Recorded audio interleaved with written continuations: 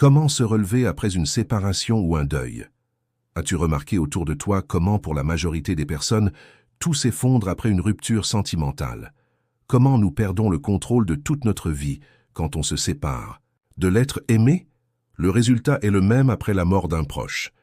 Pourquoi sommes-nous si dévastés quand un lien se brise? Dans cette vidéo que je t'invite à regarder jusqu'à la fin, je vais te donner quelques conseils clés pour mieux appréhender une séparation ou un deuil. Tu verras en écoutant attentivement que parfois, nous nous infligeons une torture pendant des mois ou même des années parce qu'on n'a pas compris la loi de la nature. Parfois, la vie nous brise. Elle nous retire ce à quoi on tenait le plus. Un amour, une présence, un avenir qu'on croyait écrit. Et on se retrouve là, perdu, vidé, le cœur serré, complètement dévasté. Tu as certainement vécu une rupture brutale, où tu pleures encore un être cher qui n'est plus là. Tu te dis que plus rien ne sera jamais pareil. Tu penses que tu ne t'en relèveras pas. Et pourtant, tu vas te relever. Pas parce que c'est facile, mais parce que ça doit se faire. Tu dois trouver en toi les ressources, l'énergie pour te tirer vers le haut. Sache que le feu de la résilience sommeille en chacun de nous. Il suffit parfois d'un mot, d'un geste, d'une prise de conscience, pour que la lumière recommence à filtrer dans l'obscurité. Appliquez-ces 10 piliers pour se relever d'une séparation ou d'un deuil. Reconnaisse ta douleur sans honte. La première étape, c'est d'accepter la douleur.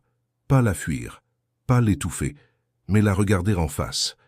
Carl Gustav Jung disait « Ce à quoi tu résistes persiste, ce que tu embrasses se transforme. » Pleurer, c'est normal.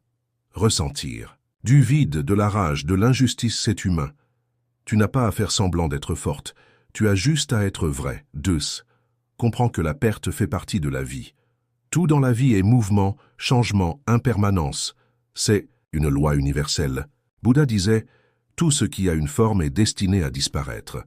Cela ne veut pas dire que l'amour ou les liens sont inutiles. Au contraire, cela veut dire qu'ils sont précieux, justement parce qu'ils sont fragiles. En les perdant, on apprend à aimer autrement, à aimer plus profondément, parfois même à s'aimer soi.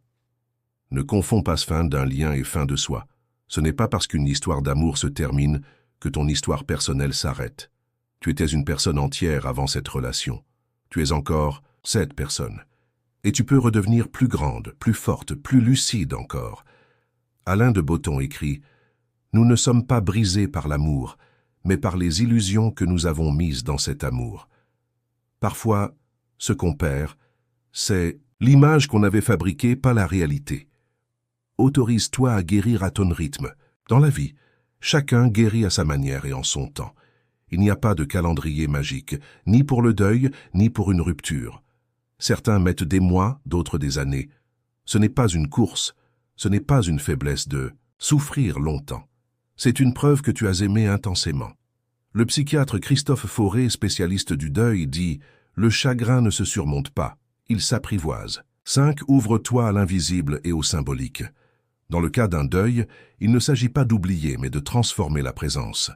Parler à l'absent, écrire, créer des rituels. C'est une manière de faire vivre autrement ceux qui nous ont quittés.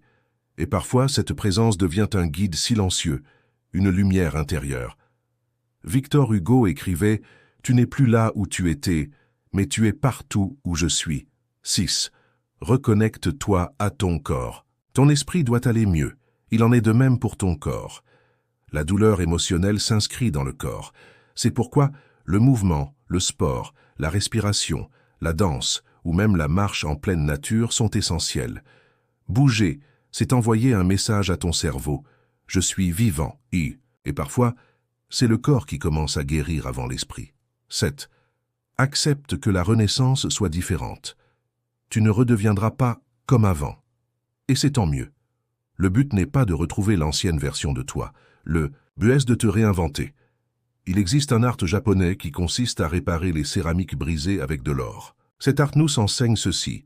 Ce qui a été brisé peut devenir plus beau encore. Cultive de nouveaux liens sans culpabilité.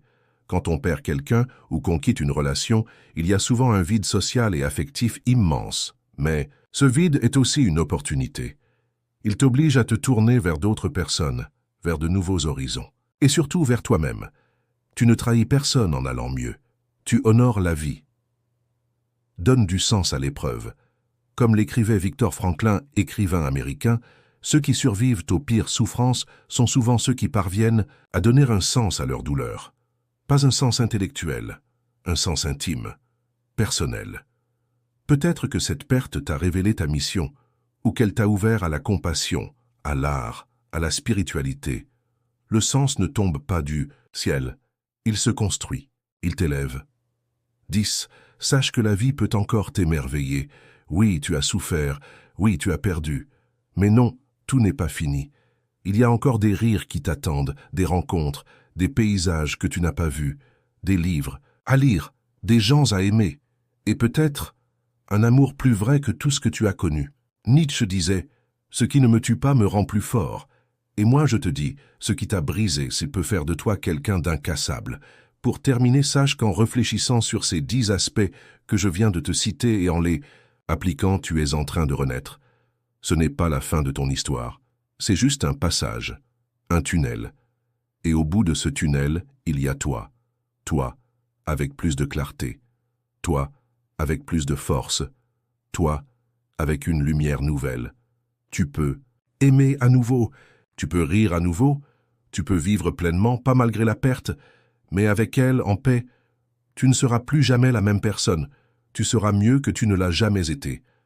Accepte les bras tendus de la vie, ce sera la plus belle manière de rendre hommage à l'être disparu, ou de prouver à la personne dont tu t'es séparé que tu as appris et tu as grandi de votre séparation.